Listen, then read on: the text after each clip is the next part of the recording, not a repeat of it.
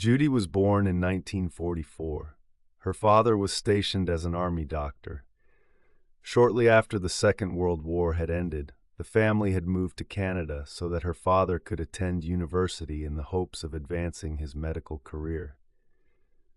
This proved unsuccessful, however, and when presented with the opportunity in 1949, he rejoined the military in a training capacity, meaning he would have to work all over the country. This would characterize much of Judy's childhood, uprooted regularly, never staying in one place long enough to form the connections that are so important to children of her age.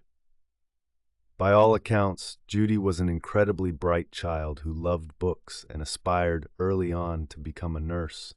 However, she never really developed a social life as a child.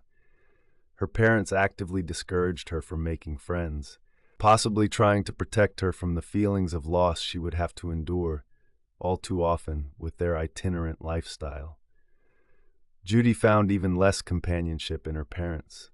He was a strict disciplinarian who treated her as a live-in housemaid rather than a daughter. In 1962, her father's request to work overseas was granted, and he intended to relocate the family to France. Now a young, independent woman of 18, Judy refused to go with them. Unwilling to move abroad, Judy moved to Vancouver to start a course on nursing. She moved into the nurses' accommodation dormitories on site. She was relatively happy in her new position, maintaining a B+ average at nursing school and visiting her family in France in the summers of 1963, 64, and 65. Much to her parents' shock, however, they later received a letter from Judy detailing the apparent suicide of her fiancé. Her family didn't even know she was engaged. Even her brother Douglas, who visited her regularly in Canada, had never seen or heard anything about this mystery man. Later in 1965, Judy met a gentleman at work by the name of Robin Maitlis, a 39-year-old married man who had taken an interest in his much younger student.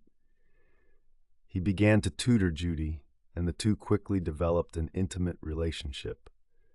Robin divorced his wife in 1966, and in December of that year, he and Judy were married. The pair had kept the relationship a secret up to this point, as understandably, when Judy informed them by letter, they were appalled. Judy read Robin a scathing note, apparently from her mother, claiming he was taking advantage of her, though it soon transpired that Judy had written the note herself. Robin found this behavior incredibly strange, but simply passed it off as melodrama.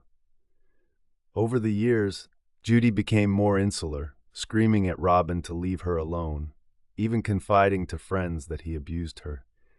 Robin admitted to slapping her only twice, in frustration, during their long relationship, but vehemently denied the level of abuse that Judy was accusing him of. The two divorced in 1982 after 16 years of marriage, and Judy moved into her own place shortly afterwards. It was a big step for the young nurse, as she had never lived alone before. And this is when the terror began to unfold.